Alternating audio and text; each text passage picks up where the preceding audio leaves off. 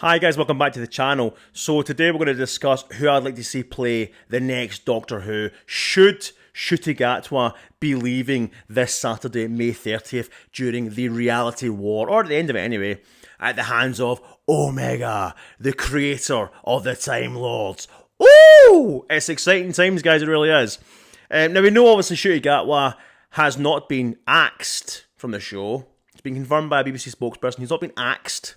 All purely fiction, all these rumours and all that kind of stuff. There's several sources that have said, I know that there's been two scenes filmed, one where he flies off into the TARDIS, and that's it, and goes on, and season 3, 4, etc. There's one where it's a open-end regeneration where he was there on set, but there's nobody else. Pretty much similar to, for the next Doctor, pretty much similar to how Jodie Whittaker regenerated. She regenerated on her own, which is quite sad, actually. And then when they obviously cast David Tennant as the 14th Doctor, they inserted him in, and he then took Jodie's place, etc. And they matched it up, because I think we saw it in Doctor Who Unleashed, where they actually matched up the framing. Pretty cool, actually, I must admit, it's pretty cool. So, who would I like to see play the next Doctor? Whether it be this Saturday, or after Ncuti Gatwa, whatever. Like, I've just got a list of names, maybe 7 or 8 people who I'd like to see play the next Doctor. Some are male, some are female. Some are probably never going to happen, ever.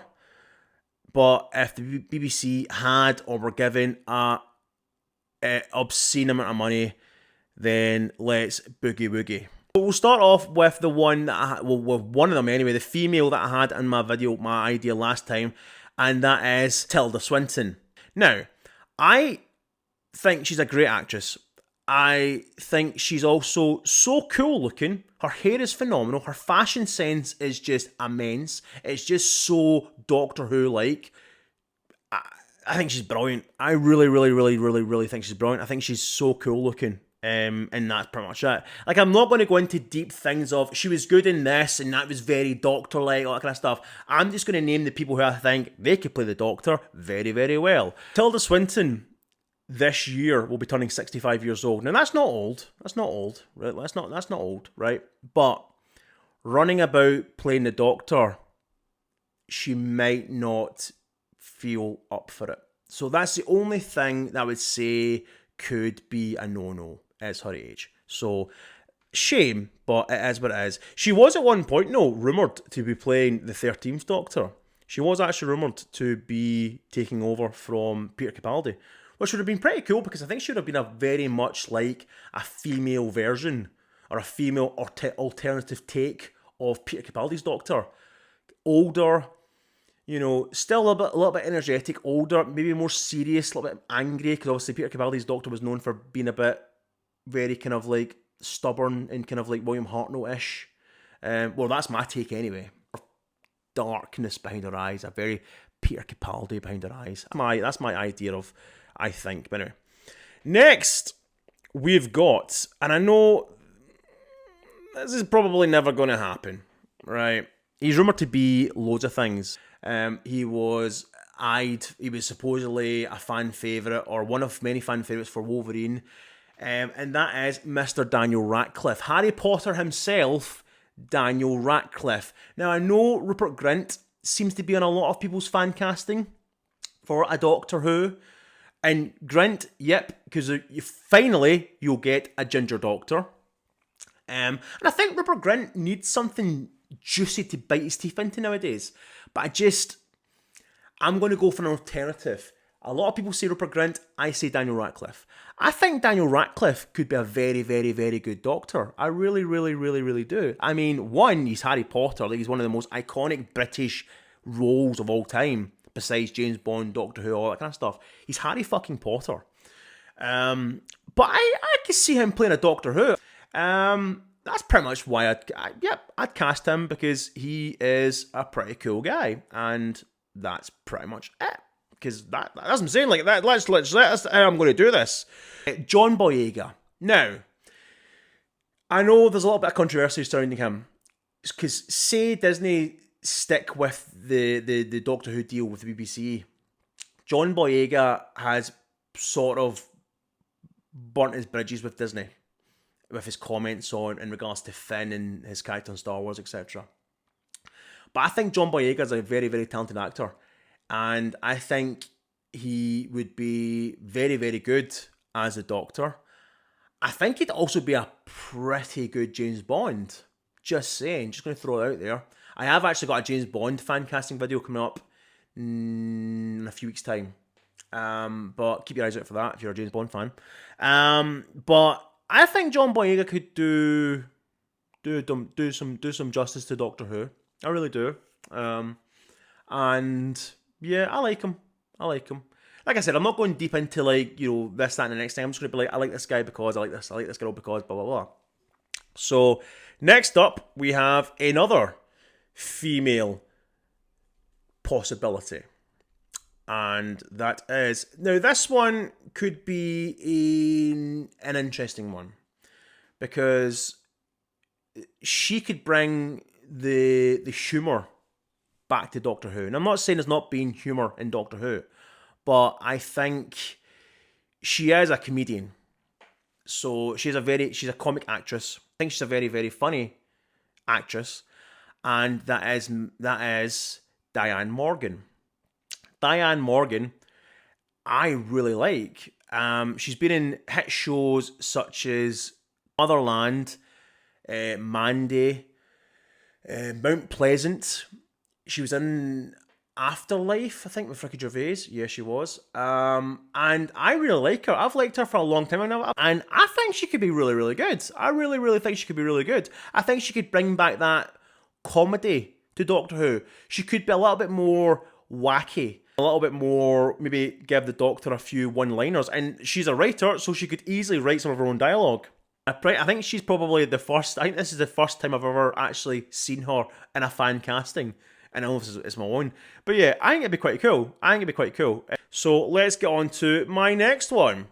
And we've got another female, Vicky McClure. Now, Vicky McClure shot onto screens in This Is England, and then the subsequent I'm not going to say any words I can't say. She was then in this. She was in This Is England, and then she was in the follow up mini series on Channel 4. This is England 86, 87, 88, and then 90. I can't remember. Them anyway.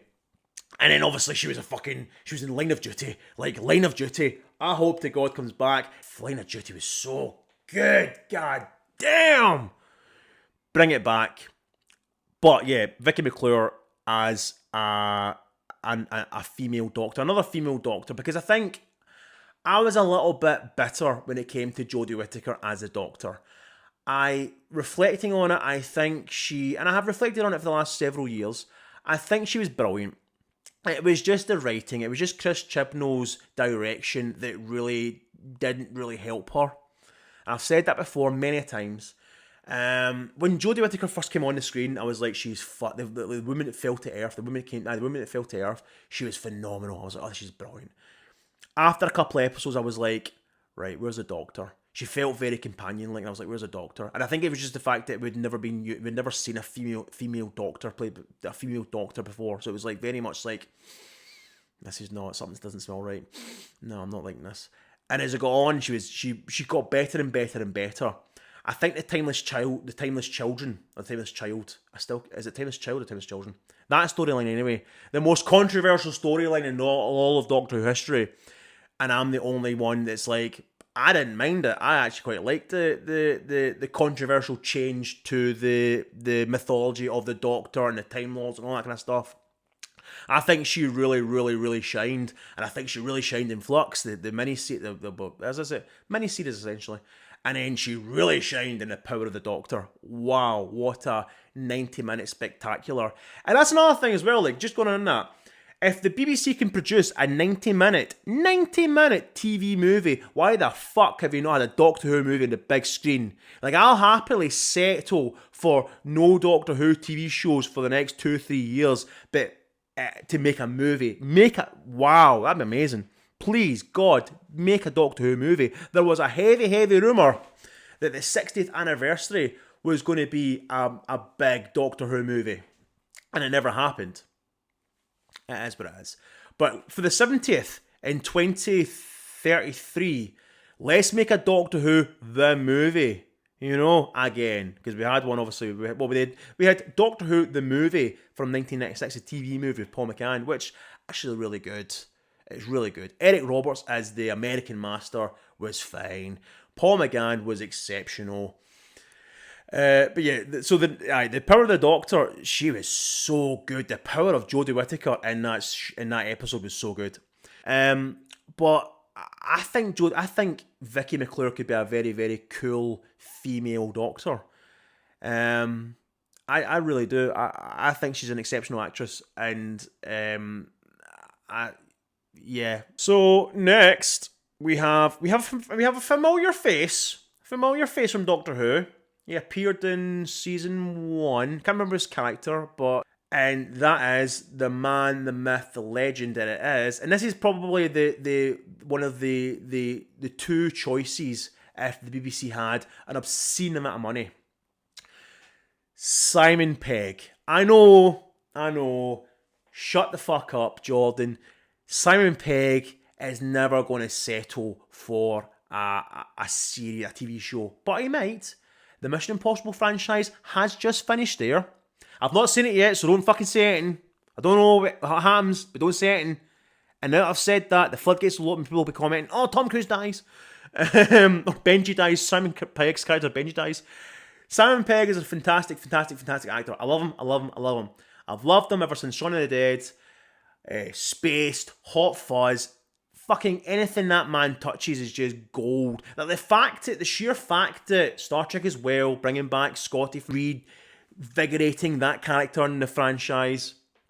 What was I going to say? Simon Pegg's brilliant. I love Simon Pegg. But yeah, I think he could be so good as a Doctor, or even the Master. Can you imagine Simon Pegg playing a version of the Master, a manipulative, sadistic fuck? Wow. But yeah, I think Simon Pegg could be a very, very good Doctor. Cast Nick Frost as a Master, we've got a deal. I can't even think what I was going to say there. The man's he's so lovely, and I've met him twice, and he's just so nice. He's so down to earth. Like, cast this man as Doctor Who. We need a friendly face. I think we need a friendly face. Someone that we're like, we know this man. And I know, obviously, I'm not saying that Ncuti Gatwa wasn't a friendly face, or David Tennant, or Matt Smith, or Tom Baker, or Sylvester McCoy, and that kind of stuff. But, like, I would say he's definitely the biggest kind of well-known name. If they cast him, he would definitely be the biggest well-known name in recent years. 100%. That's like obscene amount of money that the BBC would have to cough out to get him to settle a deal, or seal a deal, sign on a deal, for a series or two. As I'm saying, like, I don't know how long he could stay for. So that's one of those kind of like, if I had all the money in the world, or if the BBC had all the money in the world, and they managed to get Simon Pegg down for 2 years, 3 years. And I know the man's not getting any younger, but I think he's like late 50s, but you know, he's so cool. He's the biggest geek that we all know. Like, Simon Pegg would be amazing. Come on. Right, now we're getting on to, so that's the first of my two, like, big names who the BBC need to have an obscene amount of money to sign on. Now, we know that supposedly, again, another Reddit rumour, or a rumour from the Sun newspaper, because we all love the Sun newspaper leaks and rumours and confirmations of this and that in Doctor Who. They said that if Doctor Who was to return, then they want to have a big name. They want to put that Disney money in a good place and cast someone big, a big fucking name. And my number one is actually one of the names that they're like, we want him if we choose to go on with this, if we choose to go forward. But yeah, my other massive name, oh no, we'll leave that to the second last actually. But my next one is David Johnson. Now, David Johnson, hot off the press, hot off the success of Alien Romulus, so good in that. I first saw this man in Rylane, was it Rylane? I think it was Rylane, wasn't it? I've lost what he was in. Aye, Rylane. So he's in a film in 2023, which sort of faded under the radar and everyone seemed to have missed it. Rylane, which was such a funny fucking drama. It was so good. I loved it. I was like, Christ, I love this man. This guy could be very good as a Doctor Who. And also being the first black male Doctor Who. But and then obviously Ncuti get cast. He then popped up in Alien Romulus. And yeah, I think the guy's smashing it. I think he's got a few more films up and coming, a few TV shows and stuff like that. He probably wouldn't sign on to Doctor Who because he's very, very he's some hot shit right now. He's getting flung about. So, but yeah, I think David Johnson is so good, and I think he'd be a very good addition to Doctor Who. And next we'll have the obscene amount of money choice, and that is the one, the only Mr. James McAvoy. James McAvoy, who has never even shed any interest on the role of the Doctor or any Doctor Who or anything like that, blah, blah, blah. I think, he's only ever... So he's obviously played Charles Xavier, the young Charles Xavier in the X-Men First Class franchise, the prequel franchise. Took over from Sir Patrick Stewart. Done it blissfully. Him and Michael Fassbender, blissfully. James